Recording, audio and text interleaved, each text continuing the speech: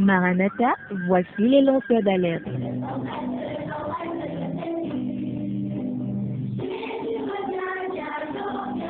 Avec vous dès le point du jour criant. Maranatha, Jésus revient.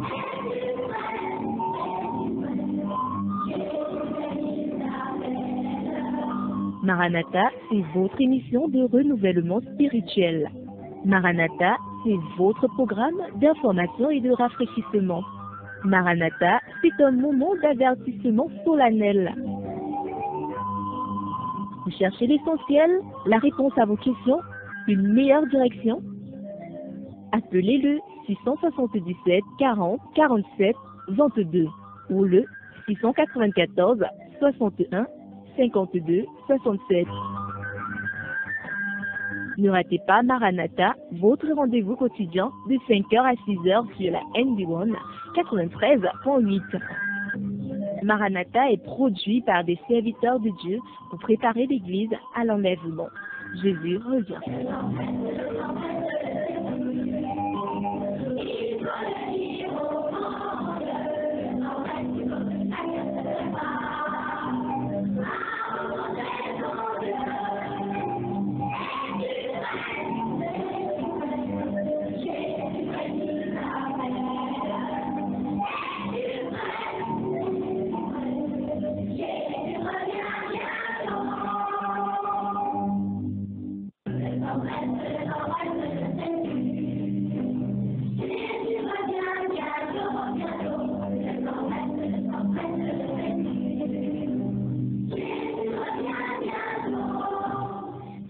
Bonjour, votre émission Maranatha édition du 29 août. Demain, bel et bien, vous reconnaissez la voix, pasteur Franck Moïga, à la présentation. Encore ce matin, nous sommes là par la grâce de Dieu.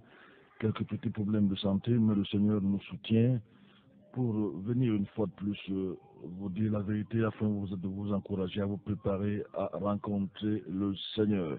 Tout ce que nous avons dans le monde n'est que vanité, vanité des vanités, tout est vanité.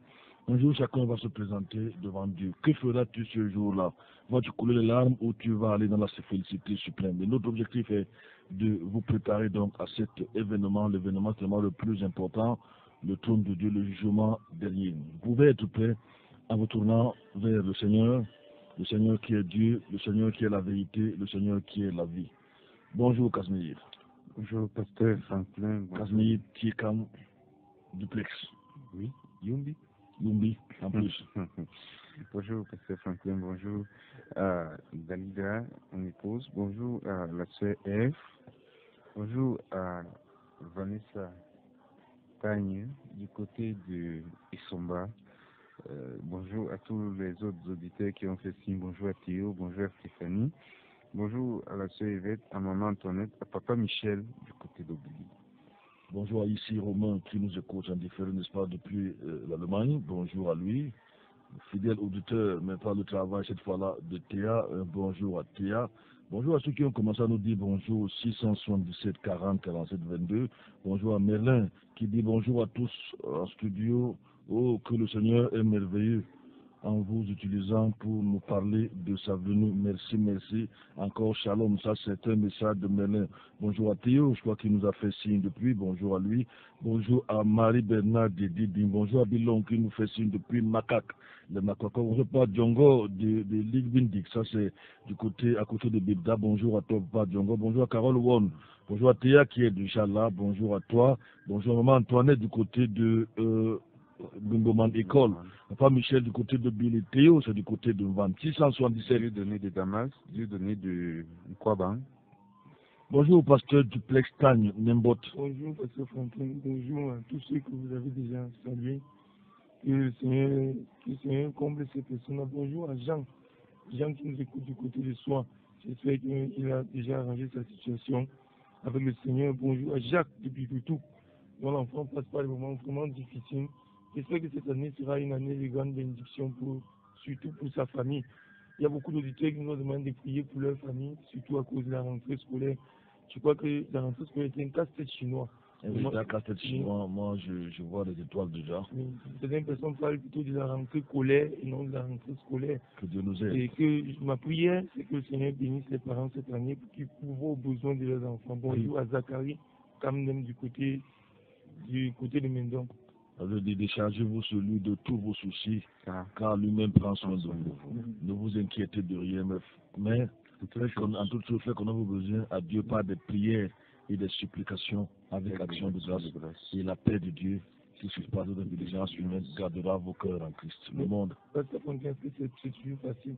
Toi, tu as 5 enfants. C'est pas facile, mais nous marchons par la foi. Je sais, et non par la vue. il y a des versets bibliques là. Mais quand tu alignes tes 5 enfants, car je les connais très bien, et je sais qu'il n'y a aucun de mes va dans un lycée, tous sont au collège, soit dans des écoles primaires, privées. C'est pas toujours évident. Il y a des versets bibliques, oui, mais il y a des pensions qu'il faut payer. Vous savez, lorsque vous êtes le père d'une famille, c'est le Seigneur, c'est souvent l'esprit qui anime le père la nuit, le matin. Oui. Là, je ne peux pas.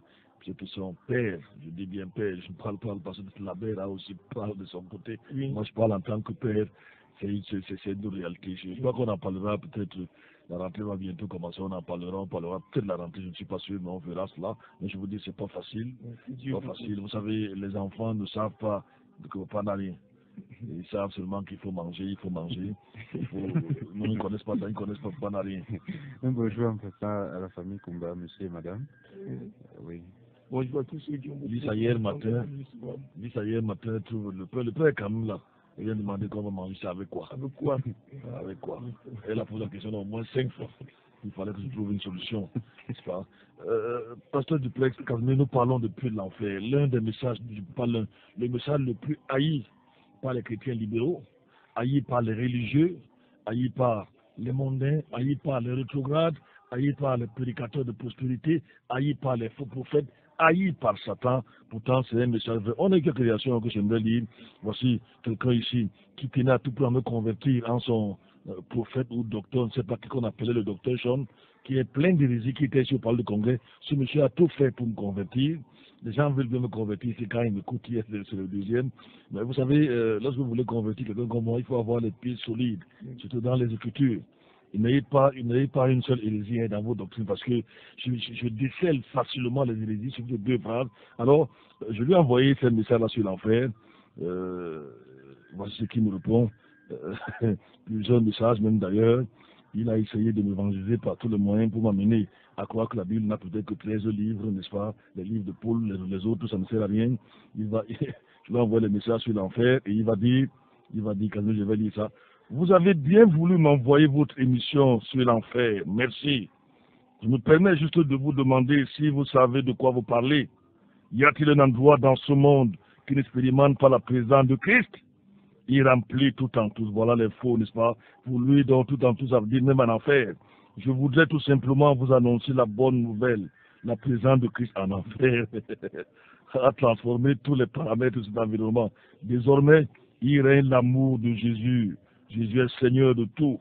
Ou il n'est pas Seigneur. Chaque fois que vous annoncez ce message qui produit la peur, la condamnation, vous ne prêchez pas l'évangile.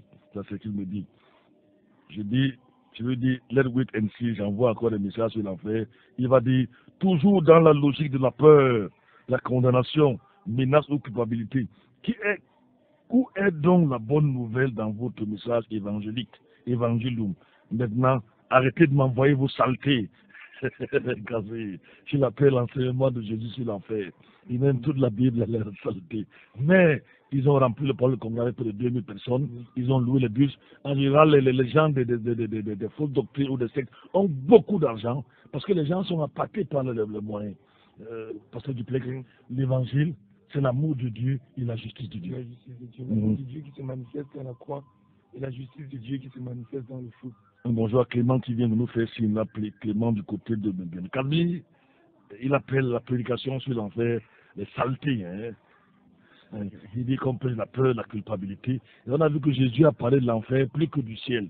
Et on a vu ce que les apôtres ont dit, n'est-ce pas, sur l'enfer, ce que les apôtres ont dit sur l'enfer. Nous sommes allés même jusqu'à nous continuons à voir ce que d'autres prédicateurs qu'on ne connaît pas. Peut-être de nom, on a vu Bourget qu'on va encore écouter aujourd'hui, on a vu d'autres Français dire sur l'enfer. Quelqu'un appelle ce même message de Jésus, n'est-ce pas, les saletés, parce qu'on parle de l'enfer, alors il faut se poser des questions complexes. On peut se poser des questions et remonter jusqu'à son pasteur. Le docteur Sean, jusqu'à son docteur. ou soi-disant docteur Sean ici. C'est plus préférable qu'on dise en bon français biblique, Oui. son enseignant. Son enseignant, oui. Parce que docteur, nous ne savons, n'est pas dans le... Peut-être qu'il a un doctorat, peut-être qu'il a un doctorat, Oui. peut-être.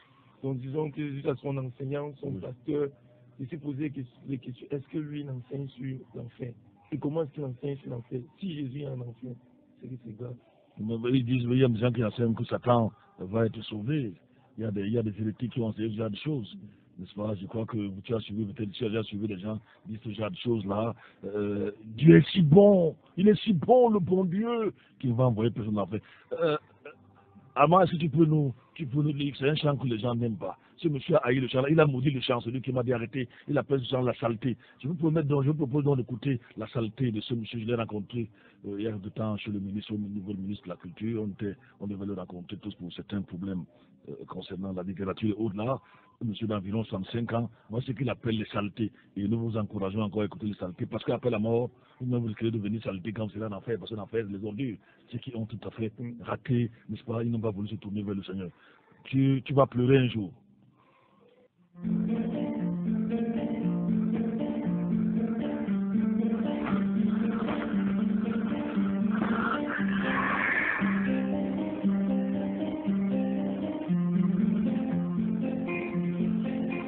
Tu marches comme un navire, tu sais pas où il va.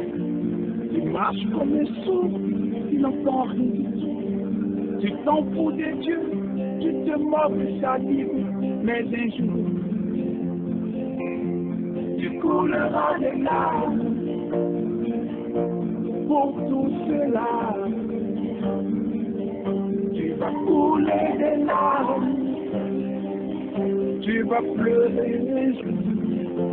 Dis-moi, si tu mourrais ce soir, mais que diras-tu à Dieu?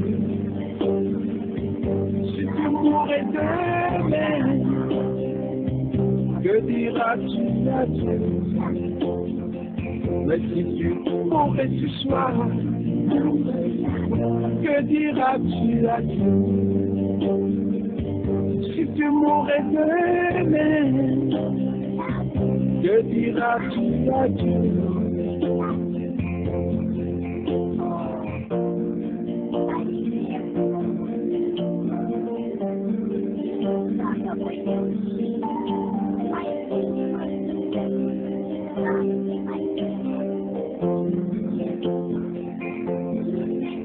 Tu peux tout avoir dans ce monde pourri, les plus belles maisons, les plus belles voitures, toutes les plus belles filles lui viendront à tes pieds. Mais un jour, tu couleras des larmes pour tout cela. Tu vas couler des larmes, tu vas pleurer des jours. Dis-moi si tu mourrais ce soir, mais que diras-tu à Dieu? Si tu mourrais demain, que diras-tu à Dieu? Si tu mourrais ce soir,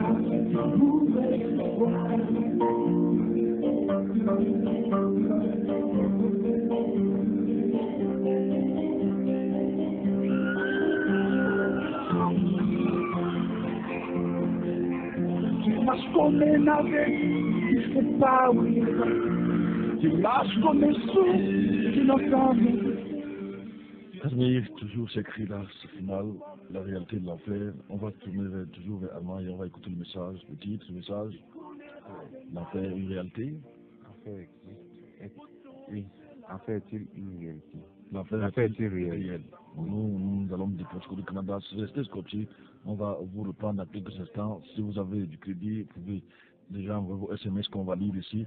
Bonjour à Thomas Dawai qui nous a dit que l'émission, n'est-ce pas, a beaucoup changé, il a appris beaucoup de choses et il s'est tourné vers le Seigneur. Ils sont nombreux comme ça qui nous disent merci, n'est-ce pas, restez scotchés, nous tournons vers la télé, on prend l'enfer est-il réel.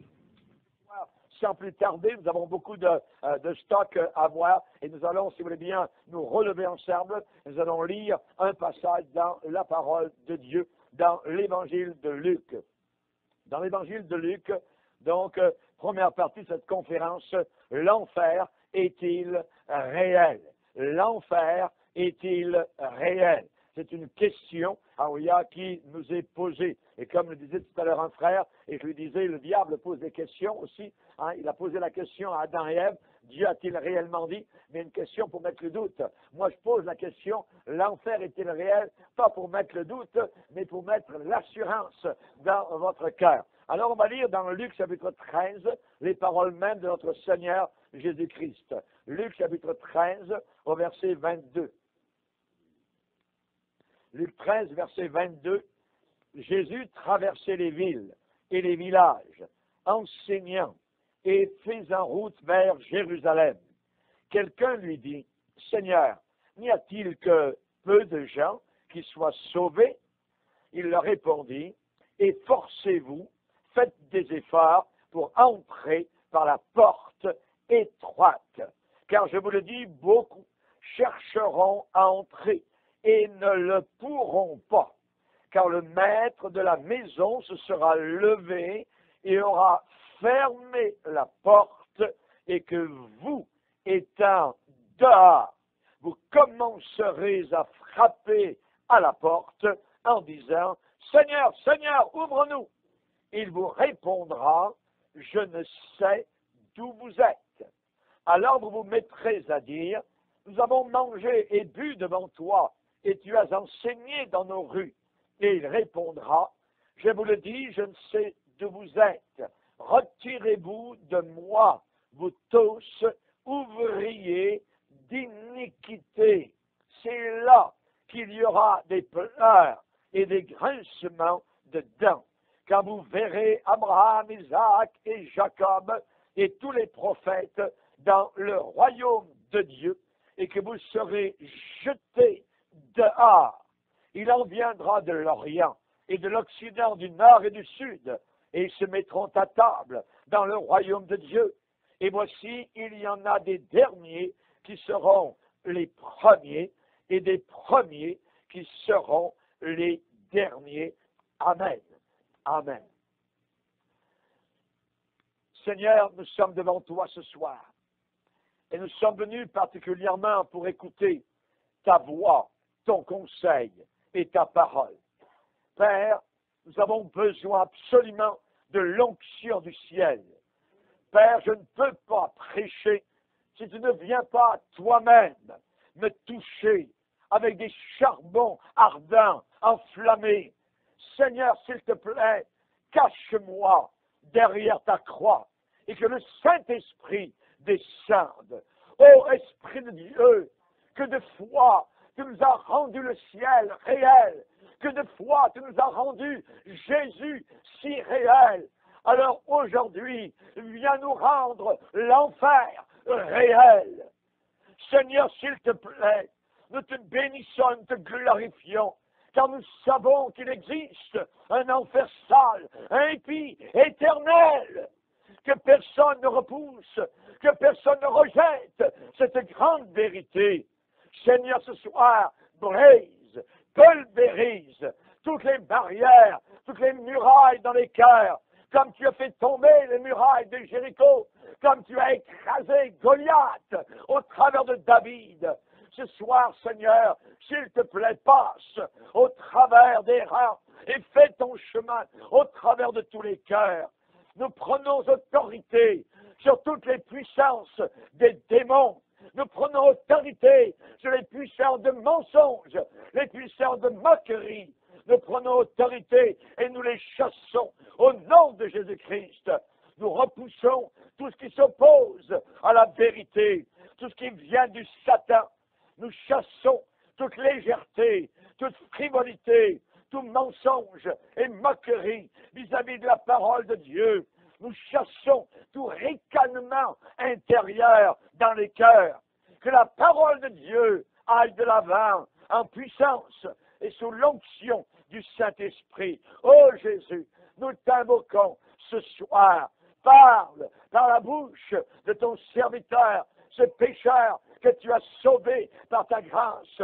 Que l'épée à double tranchant puisse guérir et convaincre de péché. au nom de Jésus. Amen. Et tout le peuple dit Amen. Alléluia. Gloire à Dieu. On peut s'asseoir, frères et sœurs, chers amis. Alléluia. Alléluia. Gloire au Seigneur. Que Dieu soit béni. Chers amis, le Seigneur particulièrement a parlé dans la parole de Dieu d'une porte étroite. Il a parlé de l'adjectif étroit. Il a dit que c'était resserré, que c'était pas wide open, que c'était pas large, comme beaucoup voudraient nous le faire croire aujourd'hui dans notre génération. Vous savez, l'enfer est la vérité la plus haïe dans le monde entier. L'idée de l'enfer, c'est la vérité la plus haïe dans le monde entier. Haïe par les rétrogrades, haïe par les théologiens libéraux.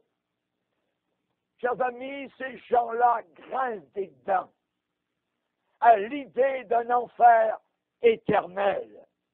Ces gens-là sont enragés à l'idée d'une colère, d'une terreur, d'un feu littéral.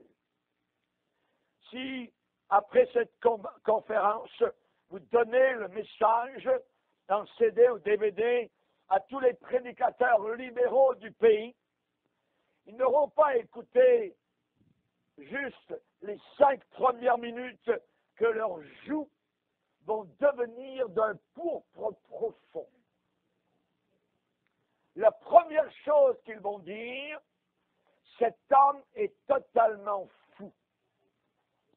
Cet homme n'est pas instruit. Cet homme place la peur dans le cœur des gens parce que l'enfer n'a pas de sens. L'enfer, c'est sur la terre. Attention, ces prédicateurs feraient mieux de quitter le ministère et trouver un travail dans le monde.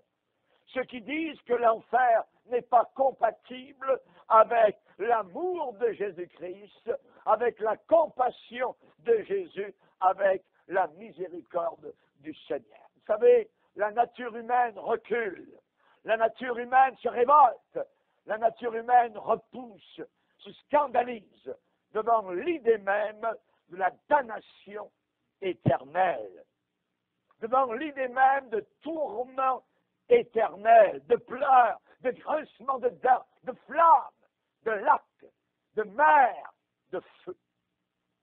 Cette vérité, depuis la toute première fois où elle a été prêchée jusqu'à nos jours de la fin des temps dans lesquels nous sommes actuellement, ce message, cette vérité a été ridiculisée, adoucie, mis de côté, dilué, décompté, expulsé, rejeté du vocabulaire chrétien. Mais cependant, Dieu n'a pas honte de déclarer sa colère contre le péché de l'homme. Les prédicateurs rétrogrades, modernistes, libéraux ont honte du message que vous allez entendre aujourd'hui. Tout ce qu'ils prêchent, c'est l'amour de Dieu et rien d'autre. Et ces gens-là, ces prédicateurs sont en colère contre tous les prédicateurs qui parlent de la colère de Dieu. Ma Bible me dit que Dieu est saint et que Dieu est en colère contre le péché de l'homme. Romains 9, 22 me dit, et que dire? Si Dieu voulant montrer sa colère, c'est bien, Nouveau Testament, Romains 9, 22. Que dire si Dieu voulant montrer sa colère, faire connaître sa puissance, a supporté avec une grande patience des vases de colère et formés pour la permission. Dieu ne cache pas sa colère, il la montre. Il la montre. Dieu n'est pas tordu dans son caractère. Dieu n'a pas de cachette quelque part. Non. Donc, les ministres de vérité, nous les ministres de l'Évangile, nous n'avons pas honte non plus d'en parler. L'apôtre Paul a dit, je n'ai pas honte de l'Évangile. L'Évangile comprend le ciel, mais il comprend l'enfer éternel aussi. Paul a dit, je n'ai pas honte de l'Évangile. Jésus a bien dit, si quelqu'un a honte de moi et de mes paroles devant les hommes, j'aurai honte de lui devant mon Père qui est dans les cieux. La Bible est remplie d'avertissements sur la colère de Dieu. David a prêché la colère de Dieu. Il a dit au psaume 21, versets 8 et 9, « Ta main, ô Dieu, trouvera tous tes ennemis. Ta main trouvera tous ceux qui te haïssent. Tu les rendras tels qu'une fournaise ardente, le feu les dévorera. » Psaume 1er, les méchants ne résistent pas au jour du jugement. Les hommes peuvent lever le nez sur la planète Terre et se moquer de Dieu, mais là-haut, au jour du jugement, ils auront la bouche fermée. Isaïe a prêché la colère de Dieu. Il a parlé 2 fois dans le même passage de la terreur de l'Éternel et l'éclat de sa majesté lorsqu'il viendra pour effrayer la terre. Dans Isaïe 13, Dieu a dit, je punirai le monde pour sa malice. Jérémie a prêché la colère de Dieu. Il a parlé que Dieu ébranlerait la terre, que Dieu ébranlerait les cieux, que Dieu ébranlerait la mer. Les tsunamis que nous avons vus, les tremblements de terre, sont des avertissements. C'est Dieu qui parle. C'est Dieu qui est en train d'avertir la planète de ce qui s'en vient et qui sera pire, évidemment, que tout ce qu'on n'a jamais vu encore. Personne ne pourra se tenir quand Dieu se lèvera en colère contre le péché. Ézéchiel, chapitre 22, verset 17, Dieu va dire, vous saurez que moi, l'Éternel, j'ai répandu ma fureur sur vous. Est-ce que vous avez ça dans votre Bible? Est-ce que la colère de Dieu est dans la Bible? Oui. Est-ce que Dieu est un Dieu miséricordieux, compatissant, plein d'amour? Oui. Mais il est aussi un Dieu saint et juste qui va juger le péché dans sa colère. Attention à ceux qui disent que Dieu n'a pas de colère en lui. Rappelez-vous l'époque de Noé. Il est resté 8 personnes sur la planète Terre. Jean-Baptiste, c'est dans le Nouveau Testament, au Jourdain, et il a dit à sa génération, qui vous a appris à fuir la colère de Dieu? Produisez donc du fruit digne de la repentance. Jean, c'est dans le Nouveau Testament, Jean 3, 36, celui qui ne croit pas au Fils ne verra pas la vie, mais la colère de Dieu demeure sur lui. Nouveau Testament. L'apôtre Paul aux Romains, 1,18, premier chapitre, la colère de Dieu se révèle du ciel contre toute impiété et toute injustice des hommes. Si vous avez aux Bibles, prenez Apocalypse 19. Apocalypse 19. Au verset 11. On parle de quelqu'un ici qui s'appelle fidèle et véritable. C'est qui? Jésus. Amen. Et Jean va dire, j'ai vu le ciel ouvert, et voici parut un cheval blanc. Celui qui le montait s'appelle fidèle et véritable. Et il juge et combat avec justice. Ses yeux étaient comme une flamme de feu. Sur sa tête étaient plusieurs diadèmes. Il avait un nom écrit que personne ne connaît, si ce n'est lui-même. Il était revêtu d'un vêtement teint de sang. Son nom est la parole de Dieu. Les armées qui sont dans le ciel le suivaient sur des chevaux blancs, revêtus d'un fin lin blanc pur. Sa bouche sortait une épée aiguë. Pour quoi faire? Pour frapper les nations. Écoutez bien, c'est Jésus, Nouveau Testament, pour frapper les nations. il les pétera avec une verge de fer, et il foulera la cuve de quoi? La cuve du vin de l'ardente colère du Dieu Tout-Puissant. Dans votre Bible, ça? C'est dans ma Bible. Voyez. Chers amis, nous savons évidemment que l'enfer, c'est l'expression totale et pleine de la colère de Dieu pour toute l'éternité. Quand l'homme provoque Dieu, quand l'homme se moque de Dieu, quand l'homme lève le poing vers Dieu, Dieu répond comme il l'a fait à Sodome et Gomorrhe dans du feu. C'est simplement un exemple pour les impies à venir. Un exemple pour les impies à venir. L'enfer est-il réel? Notre société actuelle, il n'y a presque plus personne qui ne tremble devant celui. Quasiment personne ne tremble devant la parole de Dieu ou devant Dieu lui-même en personne. Pourquoi? Parce que nous sommes devenus orgueilleux.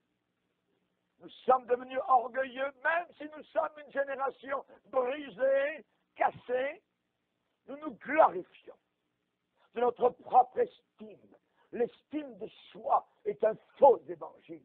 C'est l'évangile de l'orgueil. Nous nous glorifions notre pensée positive. Il faut être positif. De quoi, mon œil? Se pensant sages, ils sont devenus fous. Nous sommes au milieu de gens fous autour de nous. Notre égoïsme nous fait regarder à notre chair, à notre nombril. C'est là que nous regardons, voyez, comme si nous étions des petits dieux. Hein? Évidemment, notre égoïsme nous fait perdre tout respect pour le vrai Dieu. Et puisque nous croyons que nous n'avons pas besoin de craindre Dieu, alors nous ne le respectons pas du tout. Nous le remplaçons. Nous mettons à la place tranquillement, petit à petit, une sorte de Dieu impersonnel qui se tient plus à notre niveau. Ce Dieu, c'est une sorte de pantin dans le ciel. C'est une sorte de Père Noël. C'est un aveugle qui ne voit plus le péché, qui ne juge plus. C'est un pantin qui ne punit personne. Il est comme la Vierge Marie. Elle ne punit personne. C'est un Dieu écuménique, catholique.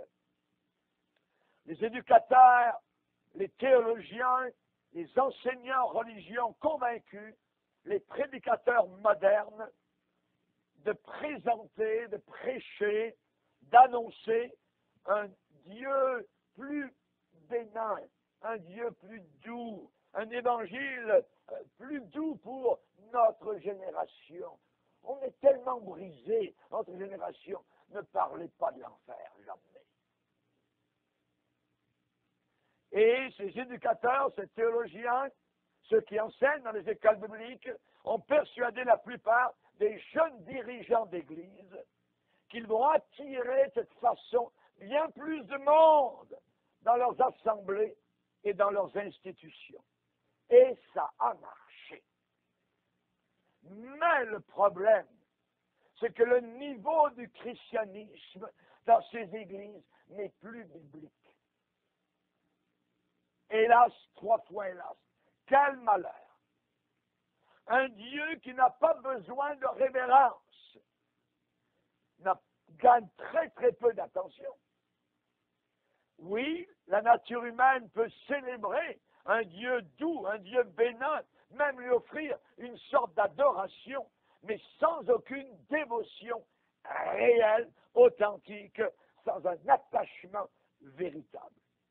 Nos pays ont besoin de recevoir une dose d'enseignement solide sur l'enfer pour secouer, pour réveiller, pour ramener nos églises au bon sens. On a besoin d'une bonne présentation du jugement final. de la demeure éternelle des méchants, de ceux qui ne sont pas sauvés.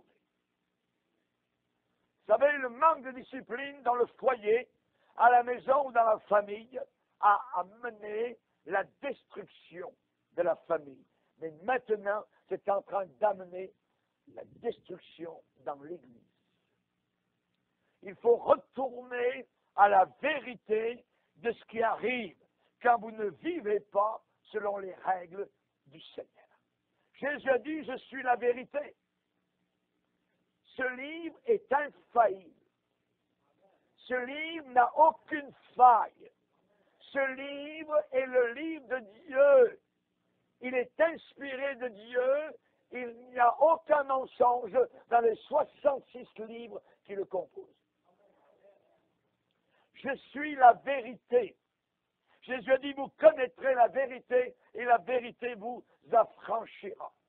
Vous savez, un solide bâton dans une main douce et gentille va ramener une jeune vie dans le droit chemin. Et de la même façon, une prédication forte venant du cœur d'un pasteur soucieux et plein de compassion va apporter la conviction, la persuasion dans les bancs. Vous dites, quelle sorte de message l'apôtre Paul prêchait-il? Un jour, il était en face d'un gouverneur et de sa concubine Drusille. Et l'apôtre Paul a prêché particulièrement sur 3 éléments. Il leur a parlé à ce couple de la justice de Dieu, la tempérance, ça veut dire le contrôle sexuel, et il leur a parlé du jugement à venir. Voilà la sorte de message que l'apôtre Paul prêchait. Félix était effrayé et a dit, Paul, oui, retourne dans ta cellule, quand je te ramènerai, tu reviendras me parler une autre fois. Nous viderions la moitié de nos églises si les pasteurs commençaient à prêcher de façon authentique sur l'enfer. Et ce serait une bonne chose.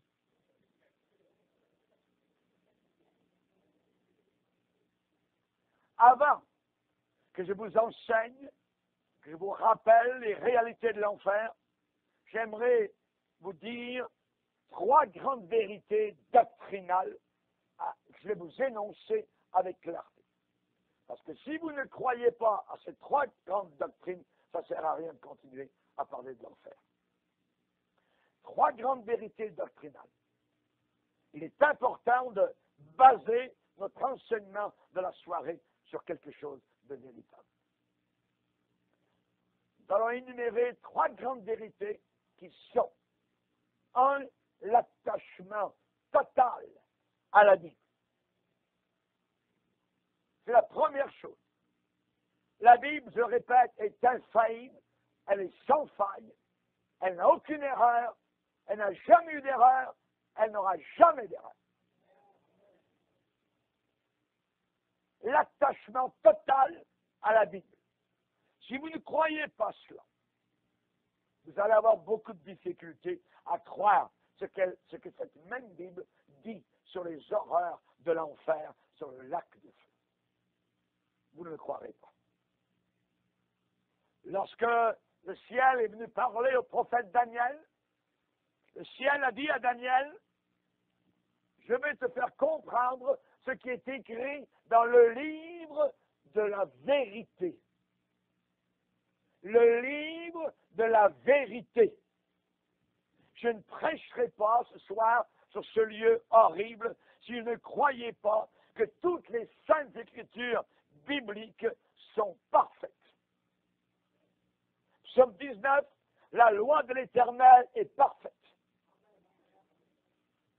Dites-moi, pasteur, un autre mot pour parfait. Je vous donnerai un autre mot pour parfait. Parfait. Parfait, c'est parfait. La loi de l'Éternel est parfaite. Les saintes écritures sont sans aucune erreur. Psaume 12, les paroles de l'Éternel sont des paroles pures, un argent éprouvé sur la terre, au creuset, 7 fois épuré. Ces paroles sont soufflées de Dieu. Théopnestos, soufflé de Dieu. Toute l'Écriture est inspirée, soufflée de Dieu. C'est la parole de Dieu. Le ciel, la terre vont passer, mes paroles ne passeront pas. Jésus a dit, l'Écriture ne peut pas être anéantie. L'Écriture ne peut pas être anéantie. Les hommes qui ont voulu se battre contre la Bible, leurs poings sont écrasés, leurs os sont cassés et sont dans la terre aujourd'hui. Mais ce livre est encore là, aimé par des millions de personnes qui sont prêts à aller à l'échafaud, à la pendaison pour ce livre s'il le faut. Je crois que les familles, la société auront un bien plus grand respect pour les Écritures quand ils vont comprendre clairement le jugement éternel. La Bible dit qu'à la fin des temps, aucun des méchants ne comprendra. Aucun des méchants ne comprendra. Si vous êtes méchant ce soir, vous ne comprendrez rien du tout de toute la soirée. Un méchant, ce n'est pas seulement quelqu'un qui monte le poing. Un méchant, c'est quelqu'un qui refuse le seul moyen d'être sauvé, la croix de Jésus-Christ. Ça, c'est un méchant qui veut être sauvé par ailleurs ou d'une autre manière. Toutes les religions sont bonnes. Si vous croyez ça, vous êtes un méchant. Deuxième principe, la sainteté de Dieu. La sainteté de Dieu. Vous devez savoir que Dieu n'est pas comme vous. Quand Isaïe il a vu le grand prophète de Dieu, il a vu le Seigneur assis sur un trône très élevé. Il a vu des anges, des archanges, des séraphins qui avaient 6 ailes. Imaginez, 2 avec lesquels il volait dans les airs, 2 avec lesquels se couvraient les pieds, 2 avec lesquels se couvrait la face. Et il disait devant Dieu et son trône, Saint, Saint, Saint, Saint, Saint, Saint, Saint, Saint, Saint, et l'Éternel des armées. Continuellement, sans cesse. Dans Apocalypse chapitre 4, quand Jean était emmené devant le trône de Dieu, il a vu des anges qui sans cesse disaient Saint, Saint, Saint, Saint. Apocalypse 4 et l'Éternel des armées. Notre Dieu est absolument saint et il est parfait dans chaque aspect de son être éternel. Dieu ne peut absolument pas tolérer de la rébellion dans son univers sans qu'il n'y ait des conséquences adéquates. Que personne, après avoir entendu les paroles de cette alliance, ne se glorifie dans son cœur et ne dise « J'aurai la paix, quand bien même je suivrai les penchants de mon cœur. » Vous n'aurez pas la paix si vous suivez les penchants de votre cœur, qui est mort. Le salaire du péché, c'est la mort.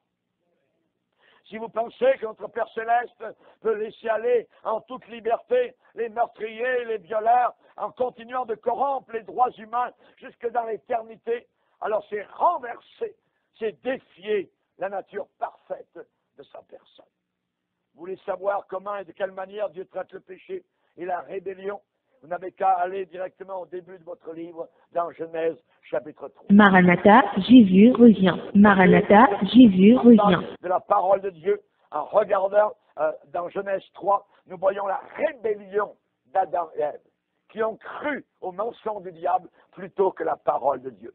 Soudain, il y a eu un autre évangile. Il y a eu une autre parole de Dieu. Il y a eu un autre messager. Maudit. Dieu est saint. Et Dieu particulièrement, qu'est-ce qu'il a fait? Il a chassé particulièrement Adam et Ève du jardin d'Éden. Il ne pouvait plus les garder. C'est ainsi qu'il chassa, notez le verbe, chassa Adam. Et il y a à l'orient du jardin d'Éden les chérubins qui agitent une épée flamboyante pour garder le chemin de l'arbre de la vie. Chassé.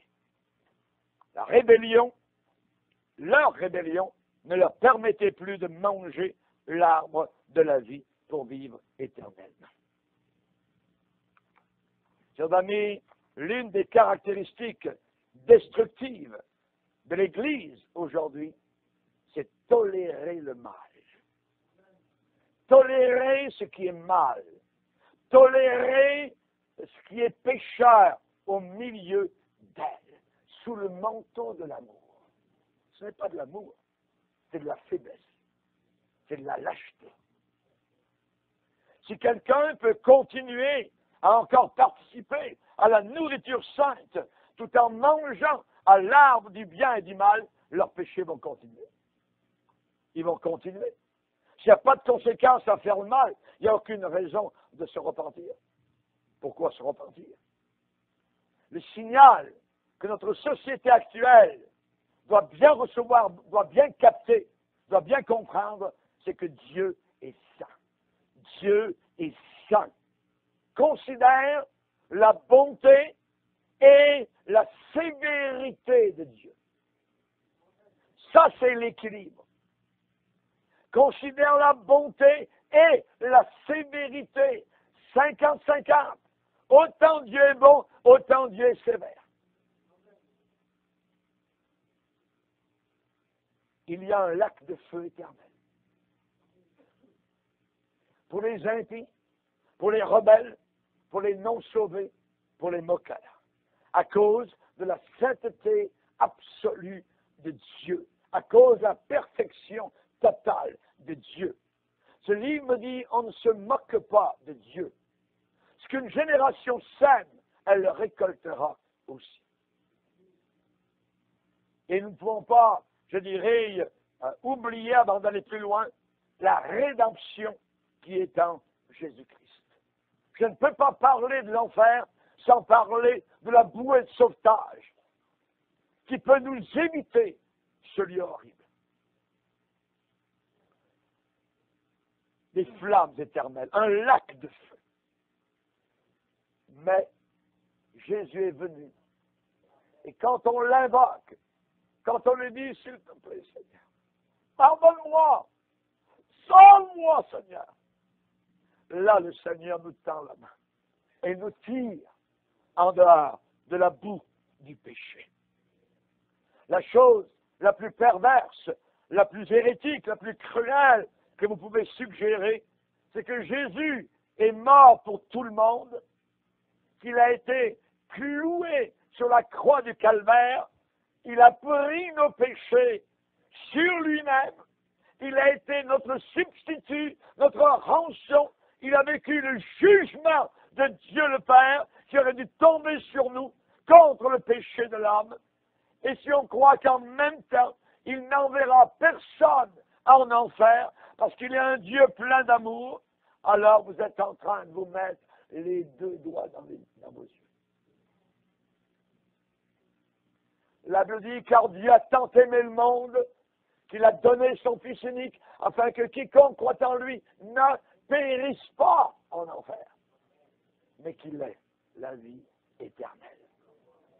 C'est le seul moyen pour passer de ce monde pervers, pour ne pas aller dans l'enfer éternel, de passer par la croix de Jésus-Christ. Alléluia. Il y a, nous dit la Bible, un seul médiateur entre Dieu et les hommes, et c'est Jésus-Christ. Alléluia. On ne doit jamais prêcher sur l'enfer sans présenter la bouée de sauvetage, sans présenter le calvaire et de tout notre cœur. Mais d'un autre côté, on ne devrait pas parler du calvaire sans dire que Jésus-Christ est venu pour nous sauver des conséquences du péché, qui est véritablement l'enfer éternel. L'enfer. Il y avait un jeune homme qui se glorifiait, qui se vantait de façon insouciante, à la légère. Eh bien moi, si je vais en enfer, eh bien pensez à tous les amis que j'aurai là-bas. J'aimerais répondre à cela. Ne vous y trompez pas. Ne vous séduisez pas vous-même. Il n'y a aucune camaraderie en enfer. Aucune.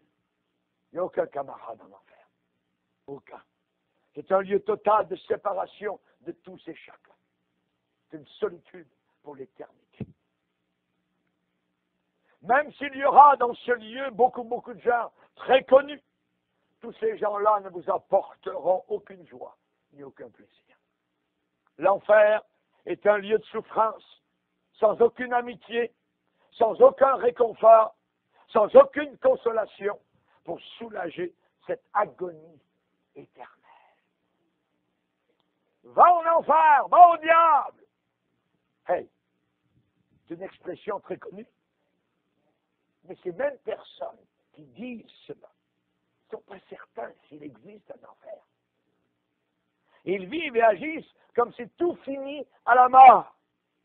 Ils croient s'en sortir sans rencontrer Dieu, sans faire face à Dieu en jugement. Et le fait même que ces gens disent « va en enfer » montre qu'ils ont une conviction intérieure que ceux et celles qui font le mal doivent être punis.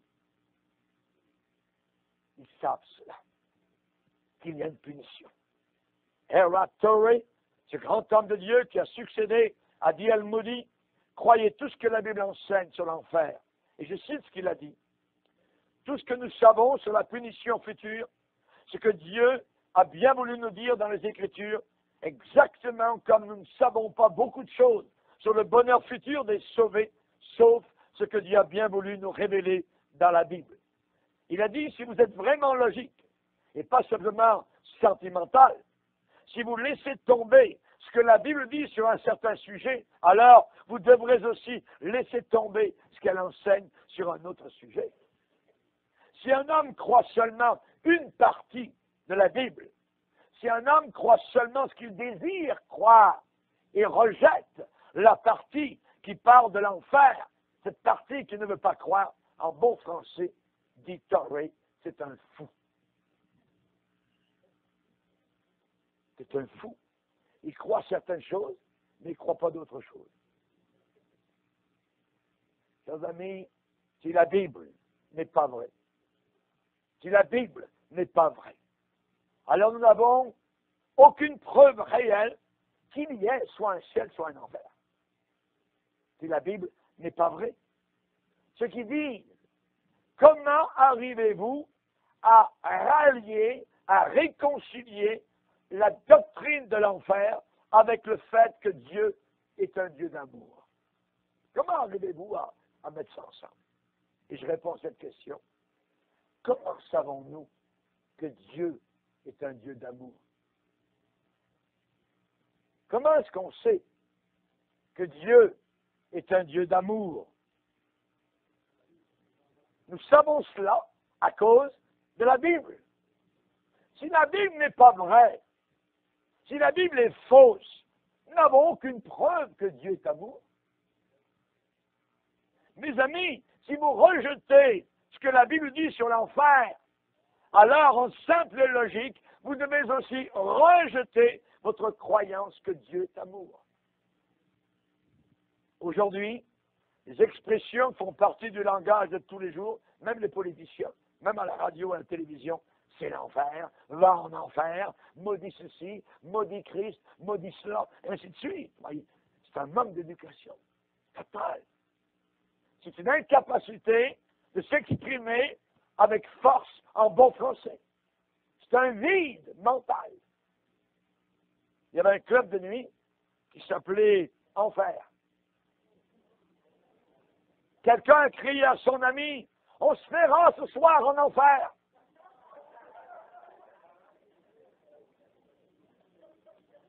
Mes amis, ce nom a été choisi pour ce club de nuit, pour la publicité.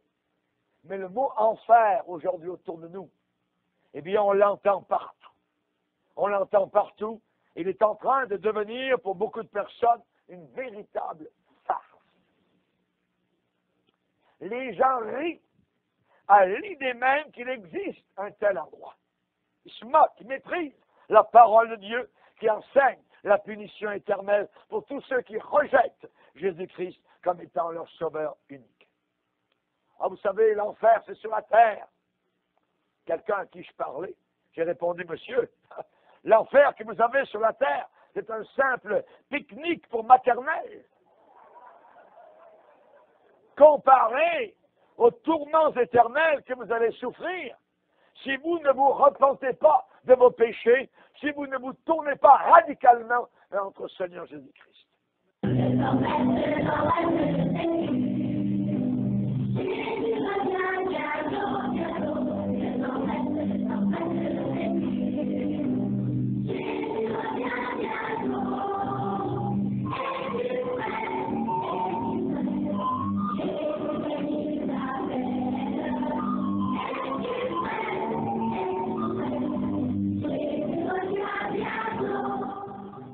Merci, Armand, pour ce beau message. Les réactions sont attendues au 677 40 47 22, 677 40 47 22, 677 40 47 22. Casimir, si vous ne croyez pas à l'enfer, alors logique, n'est-ce pas? Toute logique ne veut pas croire à l'amour de Dieu. Parce que la Bible enseigne les deux, n'est-ce pas? Oui. L'amour de Dieu et la justice de Dieu. Parce que duplex, c'est vrai qu'on a eu quelques réactions là. 677 40 47 22, ça fait exactement une semaine que nous enseignons sur l'enfer ici dans le cadre de votre émission Maranatha 5h, 6h sur la chaîne NB1 93.8. Nous émettons depuis Batamokolo. N'est-ce pas? Vous pouvez réagir et après l'enseignement sur l'enfer, nous enseignerons sur le ciel. N'est-ce pas? Si vous rejetez l'enfer, vous devez impérativement rejeter le ciel. L'amour de Dieu. Évidemment. Oui, effectivement, il faudra jeter l'amour de Dieu parce qu'il est en même temps amour, il est en même temps justice. Maman Dorothée nous dit bonjour. 677 40 47 22, les lignes sont désormais ouvertes. Je ne sais pas, ça fait longtemps qu'on n'a pas suivi Théo. J'ai une réaction là de Joseph depuis Mimboman qui dit bonjour pasteur et merci pour tout ce que vous faites pour nous. J'aimerais avoir un éclairage sur 1 Corinthiens 5.5. N'est-ce pas? Que dit 1 Corinthiens 5.5? Il y a Théo qui est déjà calé. Allô, bonjour Théo. Oui, bonjour pasteur. Bonjour Théo. Bonjour pasteur Duplex, bonjour Casimir. Bonjour. L'enfer et le paradis sont deux entités d'une même réalité. Oui. Jésus-Christ a donc prêché la saleté pour celui-là qui fustige le message sur l'enfer. C'est lui qui m'a dit que je prêche la saleté. Oui, donc Jésus-Christ a prêché aussi la saleté. C'est un adepte du docteur Sean. Il avait loué pour le congrès pendant 5 jours. Ça, c'est de l'ignorance. Oui. C'est les infidèles qui fustigent le message sur l'enfer. Mais ça reste une réalité pure et dure. Amen. Soyez bénis abondamment. Merci Théo, merci Théo. 677 40 47 22. 1 Corinthiens 5.5. Oui, ça dit quoi? Qu'un tel homme soit livré à Satan pour la destruction de la chair, afin que l'esprit soit sauvé au jour du Seigneur Jésus. Je crois qu'on va en parler inbox, n'est-ce pas? S'il le désire bien, il nous appelle à neuf. Mais ici, déjà qu'on parle de la discipline dans l'église, n'est-ce pas? Il s'agit de la discipline dans l'église. Alex Ledoux de Gwen, tu prends l'éditeur. Je prends d'abord le... Allô, bonjour. Bonjour, pasteur Franklin. Bonjour. Oui, mon nom c'est Herman. Herman, bonjour. Non. Oui, j'aurais pu savoir, en fait, savoir si l'enfer est vraiment sur terre ou bien c'est autre part. D'accord, la Bible nous dit que l'enfer, c'est en bas, n'est-ce pas, au centre de la terre. Nous avons, peut-être qu'il n'a pas suivi les émissions au début, si vous êtes sur Maranatha, je veux dire sur WhatsApp, on peut vous envoyer ces messages-là. Ceux qui sont sur le forum ont les messages. Nous avons décrit ici la position de l'enfer. C'est avec ça qu'on a commencé, Casimir. Au centre de la terre, on a dit en bas et non en haut. Et on a même vu certains scientifiques qui ont parlé de nombre de degrés au centre de l'enfer. On a cité un certain géologue, on a cité beaucoup de gens. Hein. Je crois que l'enfer, c'est en bas. La Bible est claire là-dessus. Ils sont descendus vivants au séjour des morts. De l'autre côté, je dirais que l'enfer n'est pas la vie difficile que nous menons aujourd'hui. Parce que de l'autre côté, cette question-là, il peut peut-être comprendre ça. Non, là, ici, ce que nous vivons là, c'est un public.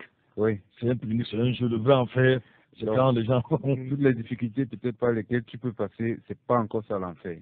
Il y a Thomas d'Hawaï qui nous dit qu'il a l'écoute. Bonjour à toi, Thomas. Il y a cet auditeur qui nous dit, je ne maîtrise pas son nom, si tu m'envoies, c'est Didier.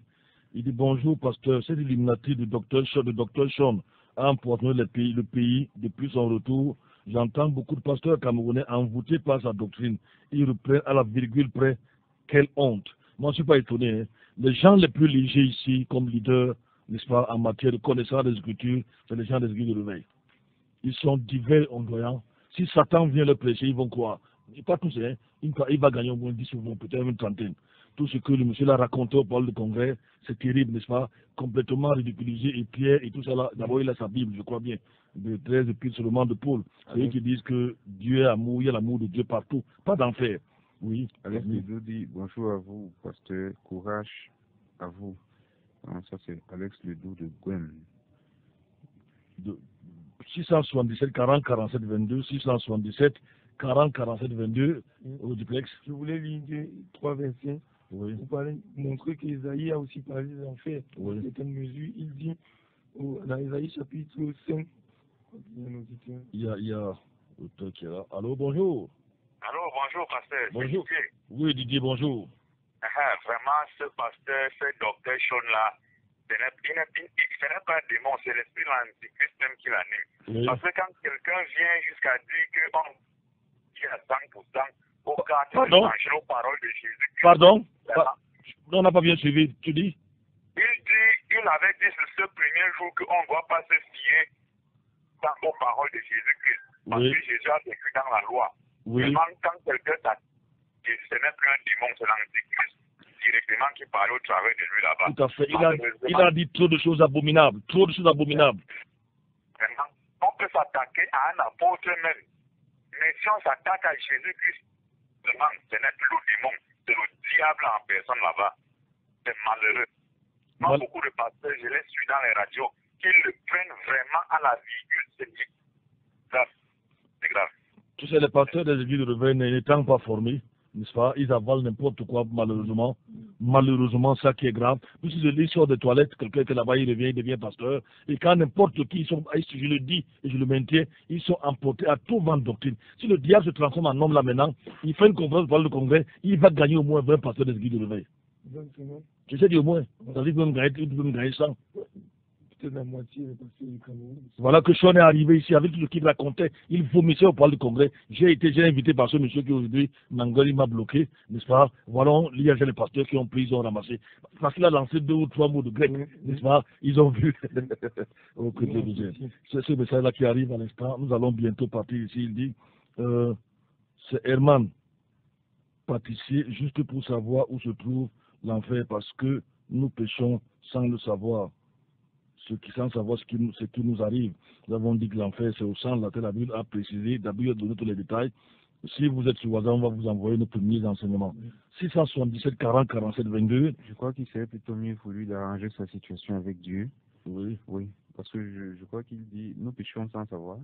Je ne sais pas où il nous rencontre, pour qu'il se tourne vers le Seigneur, qu'il arrête de pécher. Donc, oui. On peut cesser de pratiquer le péché, hein, n'est-ce pas? Celui qui pêche est du diable, la Bible, car le diable pêche dès le commencement. 1 Jean chapitre 5, je crois, à partir du verset 8 au verset 10.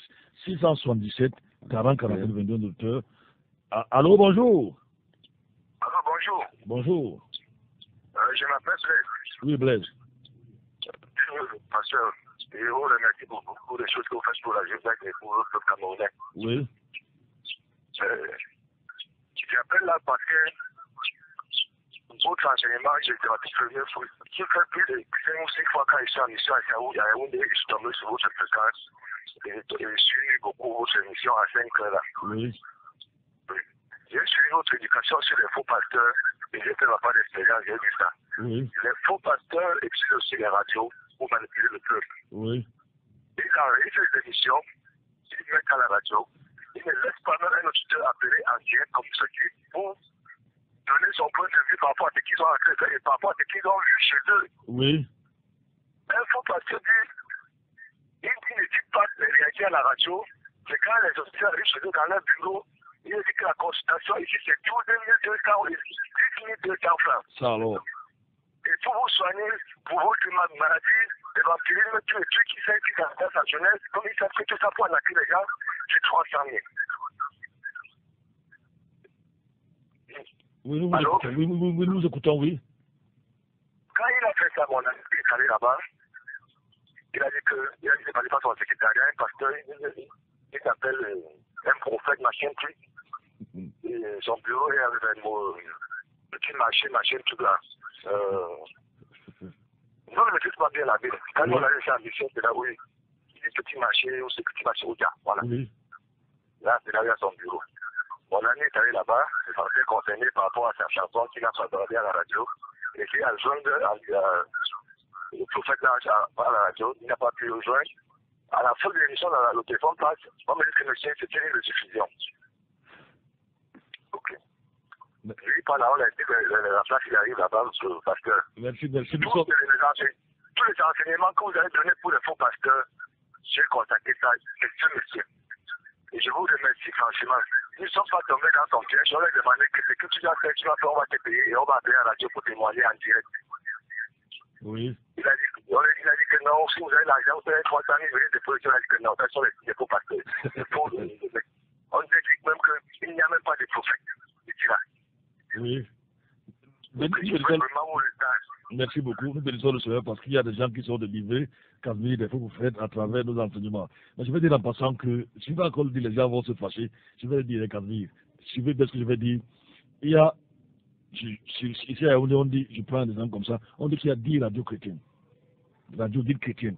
Sur les 10 là, 8 sont les radios qui appartiennent aux faux prophètes. Ça, c'est leurs instruments maintenant d'atteindre les gens. Je dis que sur 10 radios prétendues chrétiennes, ou dites chrétiennes, je dis 8 sur 10 appartiennent aux faux prophètes, aux divorcés, aux mariés, aux escrocs, aux bandits qui utilisent le nom de Jésus-Christ, qui méritaient plutôt, qui méritent la place de l'enfer. Je pèse mes mots, je le répète. Nous sommes allés sortir du studio. Sur 10 radios dites chrétiennes, ici à Yaoundé, surtout des églises dites de réveil, 8 sont les radios des faux prophètes. Si vous ne me croyez pas, appelez-moi en ordre, je vous dis ce qui est tel, qui est tel, qui est tel, qui est tel. Je ne parle pas en l'air. Je ne parle pas en l'air. Rapidement, SMS, nous allons sortir. Il y a Achille qui dit, bonjour pasteur, je suis Achille de Oyemaban. Je veux me convertir. Comment faire? Tout à l'heure, le pasteur du Père va te joindre. Dernier SMS, vous dites pasteur que je fasse comment? Pasteur, ça c'est Herman. Tout à l'heure, donc, on va joindre ces deux auditeurs. Nous sommes à la fin de notre émission. N'est-ce pas? J'espère que vous avez été édifiés. Soyez encore calmes, nous serons encore là demain, mais les programmes N1 vont continuer. Il faut continuer à parler de l'enfer. Nous allons certainement terminer cette semaine. Et la semaine prochaine, par la grâce de Dieu, nous parlerons également du ciel. Les deux messages vont ensemble. Mais Jésus a plus parlé de l'enfer que du ciel pour avertir les gens, pour ne pas aller à ce lieu dangereux. Et qu'on va sortir avec ce chant, si Armand le permet, pendant que nous quittons le studio, mais contacte rapidement 677 40 47 22, 677 40 47 22.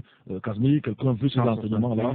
58 21 38, oui. 175 58. Oui, il veut soutenir l'émission, hein. Oui. C'est aussi vous pouvez également me joindre à ce numéro. Pasteur Duplessis, quelqu'un veut des conseils, il veut les prières, tu es disponible 24 heures sur 24 au téléphone. 677 07 06 32, 677 07 06 32. Tu vas pleurer un jour si tu ne tournes pas vers le Seigneur. C'est avec sa consort ce matin que Dieu vous bénisse. À demain, s'il plaît à Dieu.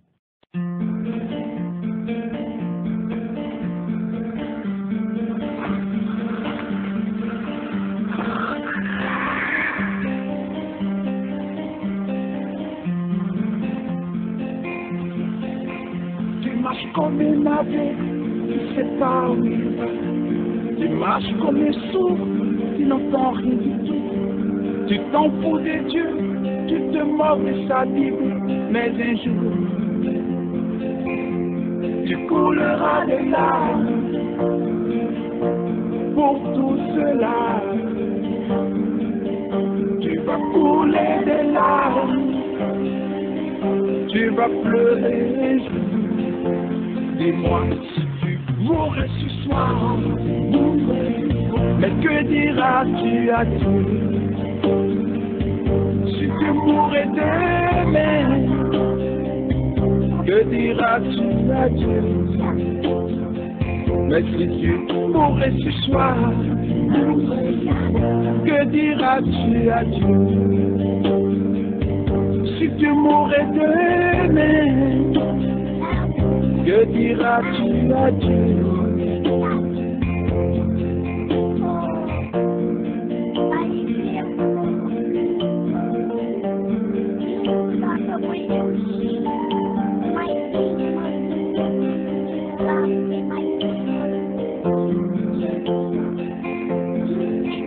Tu peux tout avoir dans ce monde pourri, les plus belles maisons, les plus belles voitures, toutes les plus belles filles lui viendront à tes pieds.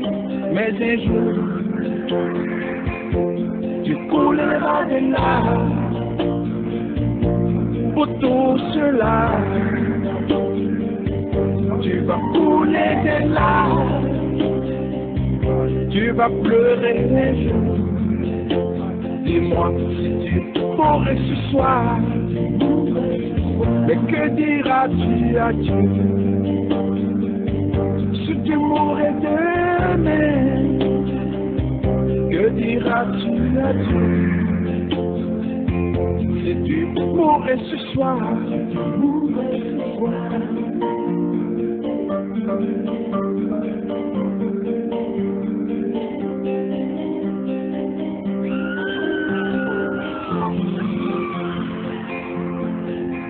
tu marches comme un aveugle qui ne sait pas où il va.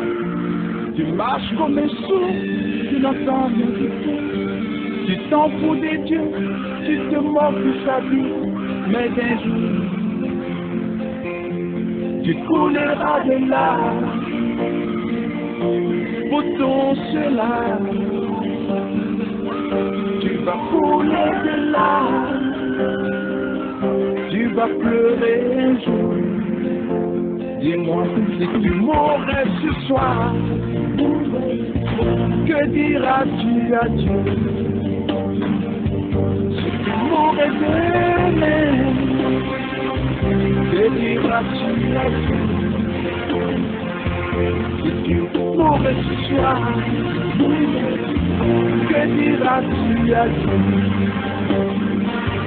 Si tu mourrais demain, que diras-tu à Dieu? Si tu mourrais ce soir, que diras-tu à Dieu?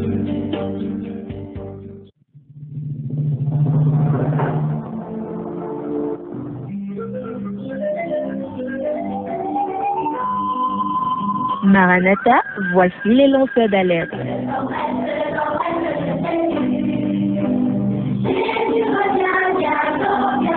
Avec vous dès le point du jour criant, Maranatha, Jésus revient.